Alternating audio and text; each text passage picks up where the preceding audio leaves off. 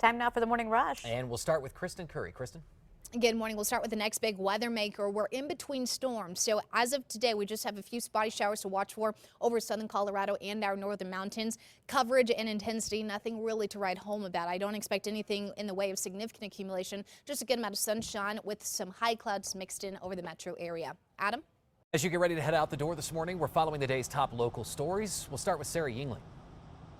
Right now, police are investigating a dead body found in southeast Albuquerque. APD says they were called out to Stanford and Central around 3 this morning. When they got here, they found a, quote, deceased individual. We have not been able to confirm whether it is a male or female. Right now, police have Central to Silver on Stanford closed. David?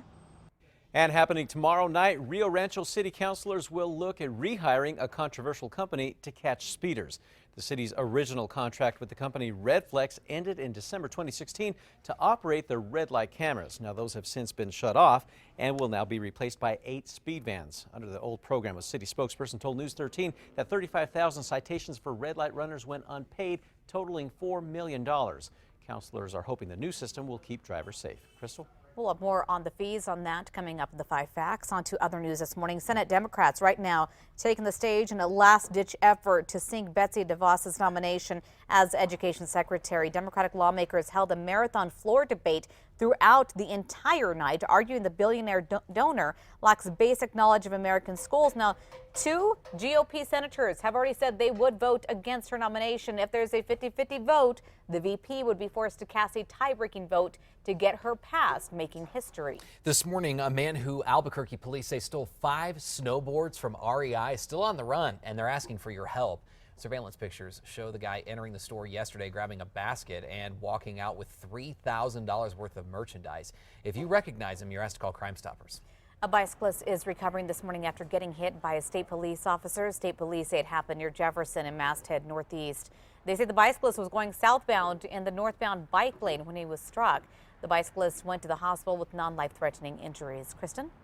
Today's Metro Threat Index up to a 4, mainly because the winds we have on tap this afternoon still breezy with sustained speeds of about 15 to 25 out of the west-northwest. Also dealing with some chilly morning temperatures down to the low 30s this morning, but this afternoon will climb back above average, back to the 60s. Adam? In just minutes, voting centers open as 4 Albuquerque Public School Board seats are up for grabs. Voters are electing board members in districts 3, 5, 6, and 7. Eligible voters can cast their ballots at any of the 32 voter locations from 7 in the morning to 7 at night. And we'll also likely know who will hold new seats on the Rio Rancho School Board by the end of today. 6 candidates are in the running for 3 seats. There are 4 voting centers throughout Rio Rancho. Again, they open up in about 8 minutes. They'll be open until 7 o'clock tonight. By this summer, an old downtown Albuquerque building will be transformed into something new. 505 Central at 5th and Central will soon be filled with 34 loft apartments and several restaurants. It was built in 1937. One commercial tenant has already signed on. Humble Coffee will house its 2nd location there. Construction is expected to be finished up by July.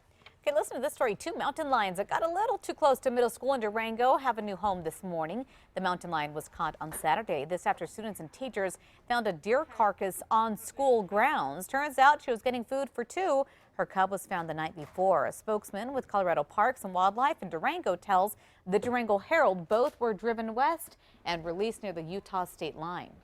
A program aimed at helping kids both physically and emotionally is looking to expand to even more schools throughout Albuquerque soon. Grassroots program running 505 is now looking to add more schools to the program and help visually impaired kids. The program director says she started running 505 to support students and give them opportunities to build on their social and emotional development. Time now for a check on that morning commute. As Sarah was telling you earlier, we do have a closure due to police activity. That's Stanford between Central and Silver. No word on when that is expected to reopen, but everything else is moving smoothly across both major interstates and surface streets. New at 6, turns out not everyone loves Valentine's Day. A survey from Retail Me Not found that nearly 3 in 4 consumers said they find something stressful about dating or being in a relationship, especially millennials during this time of year. Many say they get stressed out about buying their significant other a gift. I think maybe even married couples might agree with that. Yeah. Yeah. In just hours, the city of Boston holds a victory parade honoring the New England Patriots. The team defeated the Atlanta Falcons in Super Bowl 51 Sunday night, clinching their 5th championship. That was the first ever overtime game in Super Bowl history, and that parade, by the way, starts at 9 our time. What a comeback, huh? Yeah, congrats to them. Wow. All right, time now for the 5 facts. Start with number 5, Valentine's Day just a week away. Vernon's Speakeasy in Los Ranchos is being named one of the most romantic in the country by a restaurant review website, Open Table. The review looked into more than 10 million reviews to formulate a list of 36, and they're on it. Pretty cool. Number 4, the Espanola School Superintendent has 30 days to address problems the PED has brought up or be suspended. The state took over the district's finances in November. In a letter, that the state also says that Superintendent Eric Martinez is not following the law, including hiring people without licenses. More on his controversial hires and rehires on our website, KRQE.com. At number 3, still mild to above average temperatures expected today. Breezy to windy with spot showers possible over southern Colorado and the northern mountains.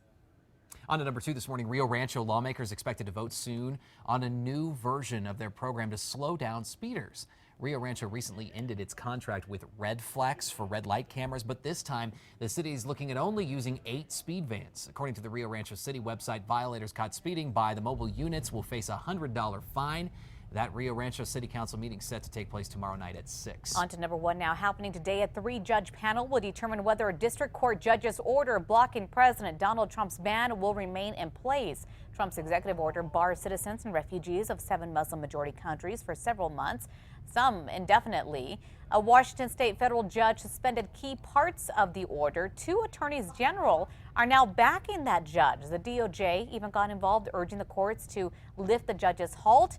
Again, now it's in the hands of the courts, where today the 3 judges will hear arguments from both sides. There are reports, though, that no matter what happens today, whoever does not win this battle plans to appeal. We'll be on top of this story throughout the day and bring the very latest here on KRQE News 13.